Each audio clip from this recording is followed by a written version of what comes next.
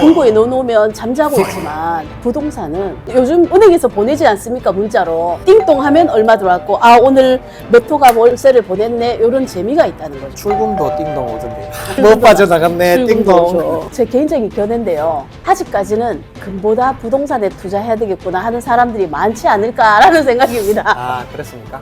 네. 소장님도 얼마 전에 저희 매장에 은사로 오셨지 않습니까? 아 이건 그분 여러분 금고 들고 가면 큰일 납니다. 아니 집은 상가 샀는데 물 새고 막 비 새고 막 그거는 고치면 됩니다, 여러분. 세입자. 안녕하세요. 금남일의 골드인사이트입니다. 오늘은 금 투자의 장점과 부동산 투자의 장점에 대해서 전문가분을 모시고 이야기를 한번 나눠보도록 하겠습니다. 2025년은 아무래도 금과 은이 어느 때보다 가장 주목받은 한 해가 아니었나 이런 생각이 듭니다. 오늘은 저희 채널에서 부동산 투자 전문가분을 모시고 금 투자와 부동산 투자 중에 어떤 게 더 효과적인지 어떤 것이 장기적으로 더 유리한지를 이야기를 한번 나눠볼까 합니다. 네, 안녕하세요. 경산 암양에서 친절한 부동산을 운영하고 있는 공인중개사 친절한 김 소장입니다. 반갑습니다. 반갑습니다.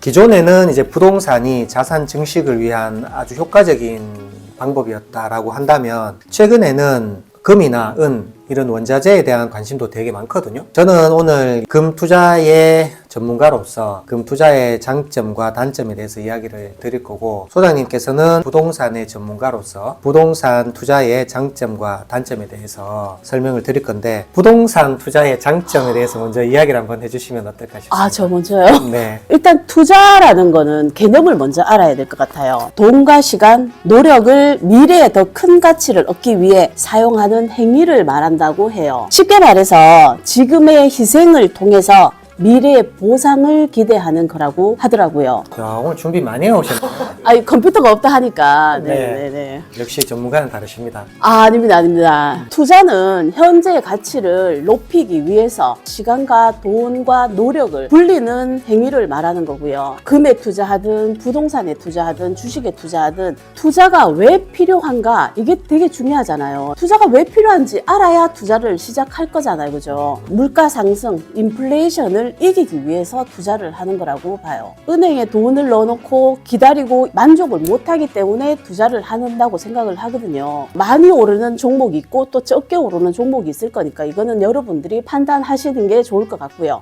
자, 두 번째는 노후 목표 자금을 마련하기 위해서. 오늘만 살 거 아니잖아요, 여러분. 무조건 목표 자금을 가지고 투자를 해야 된다고 봅니다. 자, 세 번째, 자본이 일을 하게 만들어가지고 시간의 힘을 활용하기 위해서 투자를 한다고 봅니다. 집을 하나 샀는데 거기에서 매월 나오는 수익이 있다면 돈이 일을 하는 거거든요. 그래서 부동산 투자를 추천합니다, 여러분.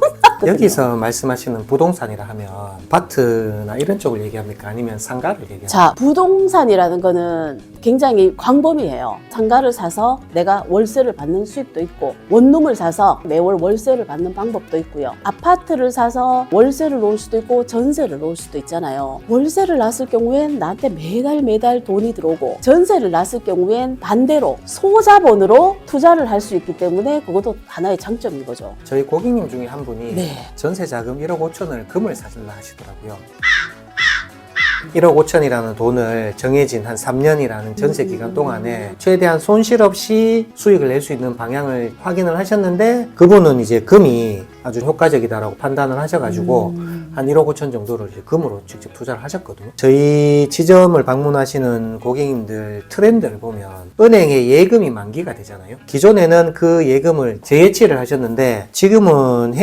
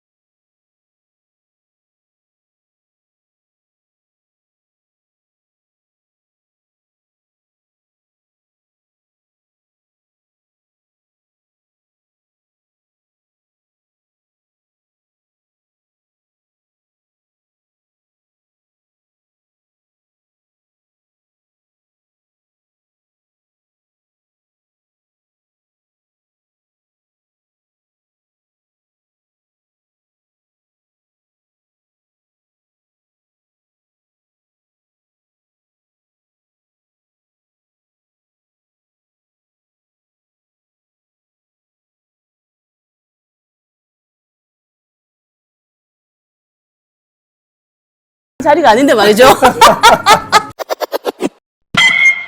아무래도 금투자의 가장 큰 장점은 익명성. 자산가들 입장에서는 자기의 자본을 노출을 안 시키고 싶어 하시고, 그렇게 하기 위해서 금이나 은을 구매하시는 그런 경향도 좀 있거든요. 물론 부동산처럼 꼬박꼬박 주는 월세는 없지만 매달 나가는 간접세, 국민연금, 의료보험 이런 거는 없습니다. 최근에 전체적인 트렌드를 보면 예금을 만기가 되면 해약을 해서 금으로 갈아타는 게 2025년도에 큰 트렌드였다, 이런 생각이 듭니다. 그 돈을 금으로 투자를 한다는 것은 안전하다라는 인식이 기본적으로 좀 깔리는 것 같고, 안전하기도 하지만 수익률도 꽤 괜찮다. 내가 급여 생활자다. 매달 50만 원씩, 100만 원씩을 금으로 투자를 하겠다. 금 통장이 됐든 금 ETF가 됐든 이렇게 해서 금을 계속 투자를 하실 수가 있거든요. 금 투자도 장기적으로 꾸준하게 계속 가져가시면 제가 봤을 때는 아주 높은 수익률을 낼 수 있다, 이렇게 보여집니다. 금투자가 이렇게 항상 장점만 있는 거는 아니에요. 단점도 가지고 있는데, 실물금을 사시게 되면 부가가치세 10%를 납부를 하셔야 되고, 거래 수수료 3% 정도가 생기기 때문에 사서 바로 매도를 할 경우에는 13%의 손실이 나거든요. 금투자를 해서 무조건 다 수익으로만 낳는 거는 아니고 13% 정도는 올라야지 본전이 된다. 이렇기 때문에 실물금으로 투자를 하실 경우에는 부가세 납부에 대한 그런 부분들을 반드시 인지를 하셔야 되고, 실물이 아니고 ETF로 투자를 하시면 부가세는 납부 안 하셔도 되지만 금 투자에 대한 모든 이력이 자료가 남아 있다.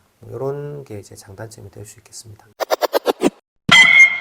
부동산에 투자하게 되면 큰 돈이 들지만 매월 수익이 창출되기 때문에 바로 눈에 보이는 거죠. 제가 원룸 전문이다 보니까 원룸을 예를 들게요. 다가구 주택으로 주택을 한 채만 보유하고 있지만 거기에 10세대, 11세대가 있을 때 한 달에 10번이 띵동띵동 하면서 월세가 들어오는 거죠. 그게 큰 매력입니다, 여러분. 금은 금고에 넣어놓으면 잠자고 있지만 부동산은 요즘 은행에서 보내지 않습니까? 문자로. 띵동 하면 얼마 들어왔고, 아, 오늘 몇 호가 월세를 보냈네. 이런 재미가 있다는 거죠, 여러분. 출금도 띵동 오던데. 못 빠져나갔네, 띵동. 그렇죠.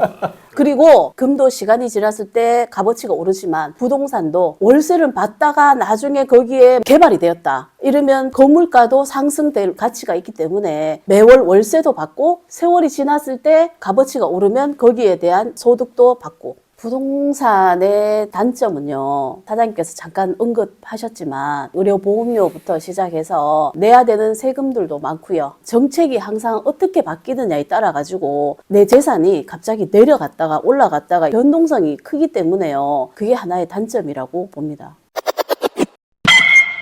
만약에 내가 1억의 여유자금이 있다, 금에 투자를 한다고 생각하시면 저는 기본적인 포트폴리오를 최근에 트렌드에 맞게끔 금과 은을 적절하게 비율을 섞어라, 이렇게 말씀을 드리거든요. 투자의 성향이 좀 공격적인 분들은 은을 한 50% 이상 넣으시는 것도 괜찮고, 좀 더 안정적으로 가고 싶다 이러신 분들은 금과 은의 비율을 6대4, 7대3 정도로 해서 금 쪽에 좀 더 안정적으로 투자를 하시고, 가장 인기 있는 규격은 10돈 37.5g짜리, 요게 지금 현재 압도적으로 인기가 많은데 10돈짜리 골드바를 금액에 맞춰서 구매를 하시고, 실버바 같은 경우는 1kg 단위의 실버바를 금액에 맞춰서 구매를 하셔서 1억 플랜을 만들어 놓으시면 향후 3년이 지나게 된다면 아마 놀랄만한 성과가 일어나지 않을까, 이렇게 생각을 합니다. 부동산은 1억 가지고 그렇게 많은 양의 물건을 사지 못합니다. 하지만 유튜브만 들어가도 소액으로 경매를 할 수 있는 이런 내용도 많이 나와요. 요즘에 집을 매수하려고 하면 대출이 어려운데 경매장에 가면요, 대출을 그래도 조금 완화시켜서 많이 내주고 있어요. 2, 3천만 원으로 경매 받았다, 이런 내용 많이 나오거든요. 제가 경북 경산에 있는데 경산 쪽에도 찾아보면 아직 1억 미만의 소형 아파트들도 있거든요. 1억 미만으로 투자해가지고 월세가 한 3, 40만 원 나오는 것도 있어요.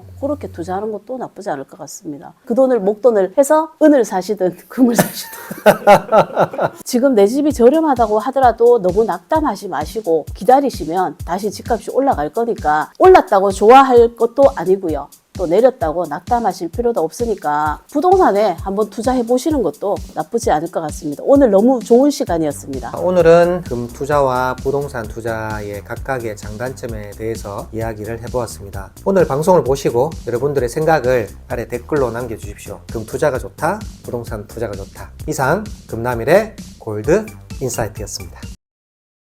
금도 그렇고 부동산도 그렇고 장기적으로 봐야 되는 거는 같은 맥락인데 월세가 나오네요. 금은 여러분 금고 들고 가면 큰일 납니다. 아니 집은 상가 샀는데 물 새고 막 비 새고 막 그거는 고치면 됩니다, 여러분. 세입자가 해달락하면 네. 집주인이 머리 아프잖아요. 아유, 머리 아파도 돈으로 그냥 고치면 되는데. 돈으로 카바채? 네. 월세 받은 걸로 카바치면은 난